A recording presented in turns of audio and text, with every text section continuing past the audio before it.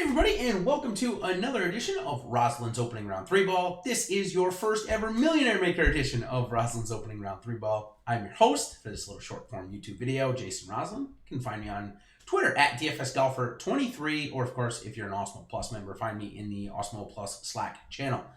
So if this is your first time visiting, first off, thank you very much for coming in and joining one of my videos. What I do here is I give you high-level information about the tournament. I give you some opening round bets, some opening round one showdown focus to get the golf sweats started right away. So let's go ahead and jump right in. As I said, this week's tournament is the Players Championship.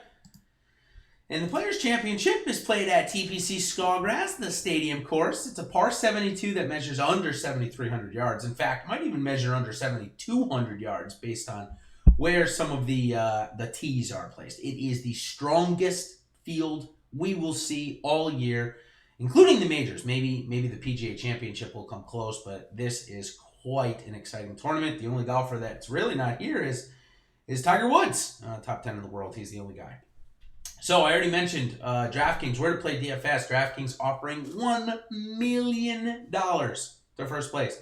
Gotta love that. First time we have seen it for the Players Championship. It looks like my dog is also pretty excited about that. I apologize about him getting excited about the $1 million. FanDuel giving us $50,000 to first place this week. Looks like my dog also excited about that. All right, we're moving on to our player comparison portion of the video here, where I compare two players, but really I'm not really comparing them in a sense to figure out if I should be playing one over the other, but more so just to talk about a few players that were in the competition this week. Last week we featured Ty Hatton and Colin Morikawa, and Ty Hatton ended up winning, so we'll see if we can go that again. This week we're going to compare Xander Schauffele and Bryson DeChambeau. Bryson DeChambeau, of course, has gone through that major transformation physically and has played fantastic for it. 4th at the Arnold Palmer, 2nd at the WGC Mexico, also a top 5 before that. While on the other side, Xander Schauffele has come down off of his form a little bit. Arnold Palmer, he came in 24th. Mexico, he came in 14th. He just can't get his putter going this year, but has been very good on his approach. As you can see, the approach numbers from last year, it looks like both of them had a good combination of approach and putting. So expect to see them at the top of most leaderboards with stuff like that. Plus, they're two of the best players, of course, in the world. So a nice little comparison there for those two. I've added them in, of course, in my next slide here.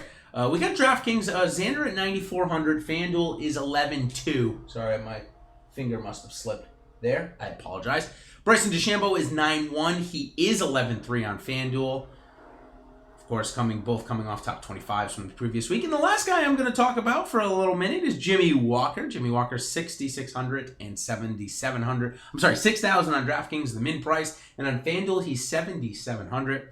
Recent form, back-to-back top 25s for Jimmy Walker, as his approach game this year has been superb, ranked in the top 25 on the PGA Tour.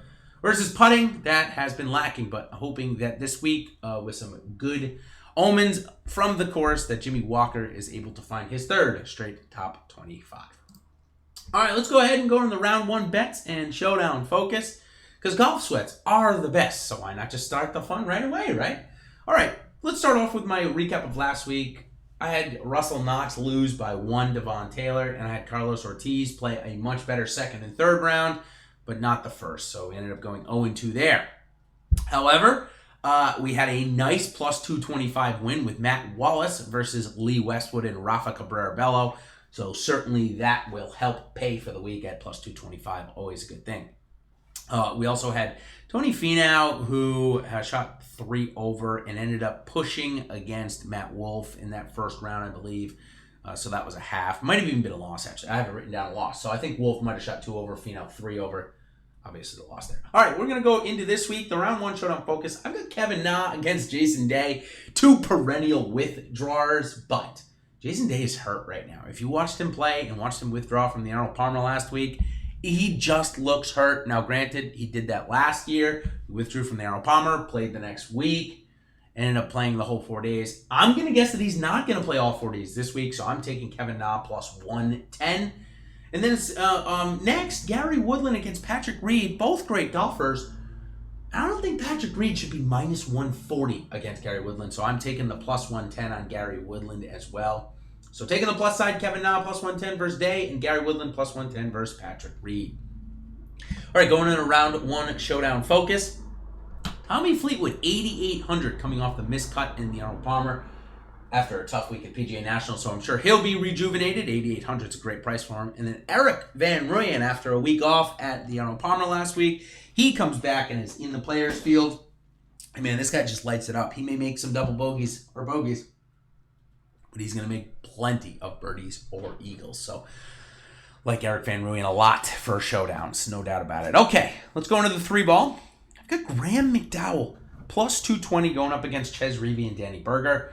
And while Danny Berger may be in a little bit better form than Graham McDowell, Ches Reavie has not been around that much. So I'm really looking at this as a McDowell versus Berger, and I'll always take McDowell 220 versus Dan Berger. It's too good of odds to pass up. So of course Reavie can end up winning, but that's kind of my thought process there. My next one is Max Homa is plus 250 versus Ty Hatton and Paul Casey. But my philosophy here is Ty Hatton coming off the biggest win of his career last week, who loves to party. I got him not having a great week this week. So then it's just Homa against Casey. And while I do like Paul Casey more than Max Homa long term, plus 250 for one round just seems like very good odds. It seems like you should be able to get a couple of times there to do that matchup. So I like it. I took Max Homa plus 250.